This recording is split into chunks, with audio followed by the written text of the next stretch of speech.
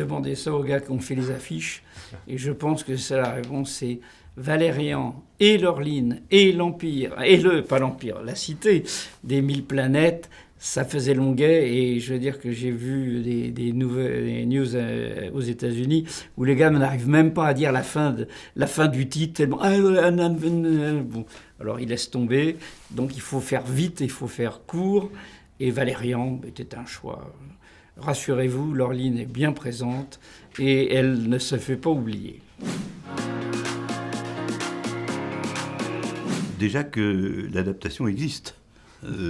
Parce que elle a mis très longtemps à exister. Faire une bande dessinée de science-fiction, ça coûte des breloques. Enfin, beaucoup de travail pour le dessinateur. Il vous dira évidemment beaucoup moins de travail pour le scénariste. Évidemment, les scénaristes sont des branleurs, c'est bien connu. C'est surtout qu'ils travaillent par définition beaucoup plus vite. Mais enfin, c'est quelque chose de léger relativement à faire. Et surtout, ça coûte rien. Alors que le film coûte... des centaines et des centaines de tout ce qu'on veut, de petits blocs, de Bluetooth, de dollars, d'euros. Donc, déjà, ce qui surprend, ce qui fait plaisir aussi, il faut le dire, c'est de voir l'énormité de la machine pour rendre compte d'un petit truc, au départ, fait par deux individus de façon extrêmement artisanale et bricolée. Et puis c'est que l'argent, c'est pas toujours le cas au cinéma, il est dans le film. Il n'est pas ailleurs. Le film est somptueux. Après, on aime, on n'aime pas, on verra bien ce que le public décide, mais c'est très beau, tout est très soigné, les moindres détails sont hyper travaillés, les tissus sont splendides, les vêtements sont magnifiques, le grand marché est extraordinaire. Enfin, donc, pour moi, c'est très important. Dans des films, notamment des films qui coûtent très cher, il y en a qui m'énervent, où c'est moche. Alors on dit, à quoi bon avoir mis des dizaines et des dizaines de millions dans un film où, littéralement, il n'y a rien à voir. Et il y en a quand même pas mal, hein, où il y a, je sais pas quoi, que des explosions et des flammes qui courent dans le dos des personnages qui sont en train de s'en aller, tellement c'est laid, d'ailleurs. Bon, dans ce film-là, non, il y a plein de choses à voir et à regarder. Et moi, j'aime bien quand un film de cette nature-là, je peux aimer des films dépouillés, mais est un film opulent. Voilà, film généreux avec le spectateur, qui lui en donne, c'est le cas de dire, pour son argent. Pourquoi il n'y en a pas dans la bande dessinée?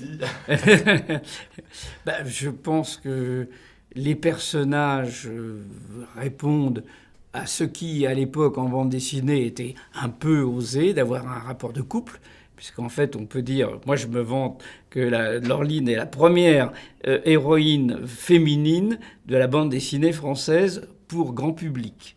Hein, il n'y en avait pas avant. Donc ça, c'est un point. Et donc, les rapports de Valérian et de l'Orline sont connotés, amoureux, etc. Mais c'était quand même un journal pour les gamins de 10-12 ans en 1967. Et c'est sûr qu'il n'y avait pas une liberté sexuelle très intéressante. D'ailleurs, je vois toujours pas qu'est-ce que ça serait intéressant de dessiner des rapports de couple avec des personnages qui ont 50 ans d'existence. Hein. Par contre, qu'il y a un côté sexy dans le film, moi j'en suis ravi. Et je trouve qu'effectivement, Cara est très chouette. Et puis d'autres personnages qui viennent greffer ça. Il y a un petit climat plaisant. Tant que c'est pas vulgaire. Il y a surtout quelque chose qui est, je pense, rare dans les films et d'ailleurs dans les BD de science-fiction. Il y a un côté qui n'est pas sexy, qui est sentimental. Il y a un côté comédie sentimentale. Si ça se passait dans un film tourné à Paris par un cinéaste issu des cahiers du cinéma, ça serait l'histoire d'un petit couple à la Jacques Becker, qui se chamaille, qui se rapapillote, qui essaye de rentrer dans la société, qui essaye de réussir des trucs. On pourrait raconter l'histoire comme ça, dans un film très modeste, et ça serait une comédie sentimentale, si on retirait tout l'appareil de la science-fiction. Mais le mélange des deux, c'est ça qui fait l'originalité de Valérian, je crois, la BD, mais aussi du film. Parce que c'est pas un mélange qu'on trouve très souvent. Mais c'est le même pot. tout le monde va chercher dans Valérian, puisque j'ai travaillé avec Besson dans le 5e élément, et je lui ai passé des éléments, c'est le cas de dire, le taxi jaune, qui était dans notre album qu'on était en train de préparer. Et il a vu les taxis que j'ai mis dans les paysages du New York futuriste en se disant, il a une bonne idée à tirer de ça. Et quand il a enfin réussi à faire son album, son film justement, eh bien, il a concrétisé des tas d'idées de Valérian en se disant, mais c'était sa lecture de jeunesse. Et comme toutes les lectures de jeunesse, ça reste marqué très longtemps dans la vie, quoi. Il y a quelque chose qui m'agace un peu, surtout sur le net, qui est cette manie de comparer des choses. Alors, comparer, c'est bien, c'est le début de la sagesse. Tant qu'on ne compare pas, on ne comprend rien. Seulement, il y a une façon de comparer qui devient très sotte. Et c'est de dire, j'ai lu ça, d'ailleurs notamment pour Luc Besson, mais pour d'autres. Alors, il a fait une poursuite en voiture qui est exactement comme la poursuite en voiture qu'il a fait il y a 20 ans, peu importe pour Taxi ou Dieu sait quoi, où il a fait une scène d'intimité qui est exactement comme...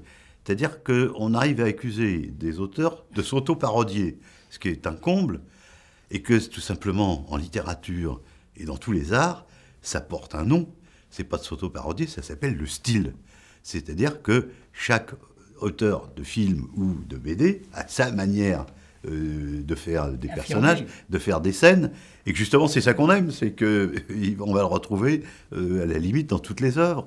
François Truffaut a une manière de filmer, elle est à lui, et c'est pas celle de Claude Chabrol. Et Dieu merci, si on veut, il s'auto-parodie, mais c'est pas du tout ça, c'est qu'il est Truffaut. Ou ça ressemble beaucoup à tel ou tel film, toujours de chercher des trucs, cette obsession du vol, du plagiat, mais c'est pas comme ça que ça marche. Beaucoup de réalisateurs, par exemple, regardent d'autres films, non pas pour les copier, non pas pour voler, mais à la limite au contraire, pour pas faire pareil. C'est une grande occupation pour beaucoup d'artistes de pas faire la même chose, que c'est les mauvais artistes qui copient. Mais les bons artistes, ils regardent aussi, beaucoup plus d'ailleurs que les copieurs. Et justement, ils regardent en disant « Waouh, ça c'est grand. Bon, je ne le fais pas, ça a été fait, c'est très bien. » C'est ça le début de la sagesse, du comparatif. Mais pas toujours de chercher la petite bête, quoi.